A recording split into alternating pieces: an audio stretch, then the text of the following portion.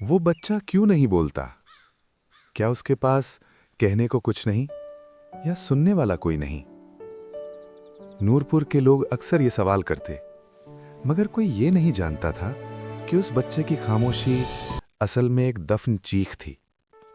نورپور سرسبز کھیتوں اور کچی گلیوں والا ایک خوبصورت گاؤں، مگر اسی گاؤں کے ایک کونے میں ایک ٹوٹا ہوا گھر بھی تھا۔ اس گھر میں سائرہ اور اس کا بیٹا حماد رہتے تھا۔ حماد جو 10 سال کا ہو چکا تھا، مگر اس نے آج تک ایک لفظ بھی نہیں بولا۔ وہ بس اپنی ماں کو دیکھتا رہتا، جیسے کچھ کہنا چاہتا ہو مگر کہہ نہ پاتا ہو۔ ایک شام گاؤں کی عورتیں پانی بھر رہی تھیں۔ بی بی سائرہ، تمہارا بیٹا کب بولے گا؟ ایک نے طنز سے پوچھا۔ سائرہ نے ہلکی سی مسکراہٹ دی، جب اس کا دل مانے گا۔ لیکن اندر سے وہ ہر روز ٹوٹتی تھی۔ رات کو وہ اکثر حماد کے سر پر ہاتھ پھیرتی اور دھیرے سے کہتی، بیٹا ایک بار امی کہہ دو، مگر جواب میں صرف خاموشی ملتی۔ اور یہی خاموشی سائرہ کو ہر رات مار دیتی تھی۔ 10 سال پہلے سائرہ کی زندگی ایسی نہیں تھی۔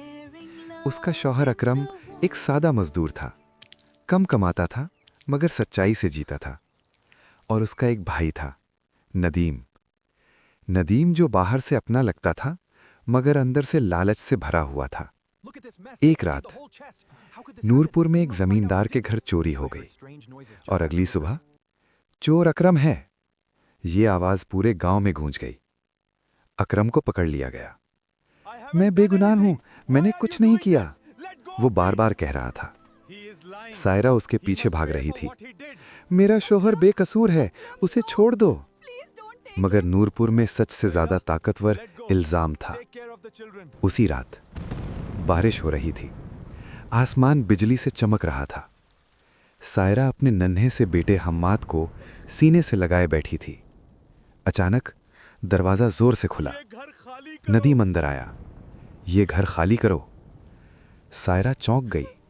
بھائی ابھی اس حالت میں؟ ندیم کی آواز سرد تھی۔ یہ گھر اب میرا ہے، تمہارا یہاں کوئی حق نہیں۔ بھائی کہاں جاؤں گی میں؟ یہ بچہ؟ ندیم نے دروازہ کھول کر چیخا، نکل جاؤ۔ بارش تیز ہو گئی، اور اسی بارش میں ایک بہن کو اس کے اپنے بھائی نے دھکے دے دے کر گھر سے نکال دیا۔ سائرہ گلی میں کھڑی تھی، گود میں روتا ہوا بچہ اور آنکھوں میں ٹوٹا ہوا یقین۔ یا اللہ، اب کہاں جاؤں؟ وہ چلتی گئی، اندھیری گلیوں سے، سنسان راستوں سے۔ اور اسی رات حماد نے آخری بار زور سے رویا۔ اس کے بعد وہ خاموش ہو گیا، ہمیشہ کے لیے۔ وقت گزرتا گیا۔ سائرہ نے گاؤں کے کنارے ایک جھوپڑی بنا لی۔ وہ لوگوں کے گھروں میں کام کرتی اور حماد سارا دن ایک کونے میں بیٹھا رہتا۔ بچے اسے چھیڑتے، اوے گونگے کچھ بول، مگر وہ بس انہیں دیکھتا رہتا، جیسے اس کی آواز کہیں کھو گئی ہو۔ ایک دن نورپور میں ایک خبر پھیلی، اکرم بے گناہ تھا۔ سائرہ کے ہاتھ سے برتن گر گیا۔ لوگ کہہ رہے تھے چوری ندیم نے خود کی تھی، زمین ہتھیانے کے لیے۔ سائرہ کے قدم لڑکھڑا گئے، تو اس نے اپنے بہنوئی کو پھنسایا۔ اسی شام جیل سے خبر آئی، اکرم مر چکا تھا۔ یہ سن کر سائرہ کے اندر کچھ ٹوٹ گیا۔ وہ زمین پر بیٹھ گئی۔ میرا سب کچھ لے لیا تم لوگوں نے۔ اس کی چیخ نورپور کی فضا میں گونج گئی، مگر حماد پھر بھی خاموش رہا۔ اگلے دن ندیم سائرہ کے دروازے پر آیا۔ اس کے ہاتھ کانپ رہے تھے۔ بہن مجھے معاف کر دو۔ سائرہ نے آہستہ سے اس کی طرف دیکھا۔ کیوں آئے ہو؟ ندیم رو پڑا۔ میں نے سب کھو دیا، سکون، نیند، سب کچھ۔ میں سب واپس کر دوں گا، گھر، زمین۔ سائرہ کی آنکھوں میں آنسو آ گئے۔ میرا شوہر واپس لا سکتے ہو؟ میرے بیٹے کی آواز؟ ندیم خاموش ہو گیا۔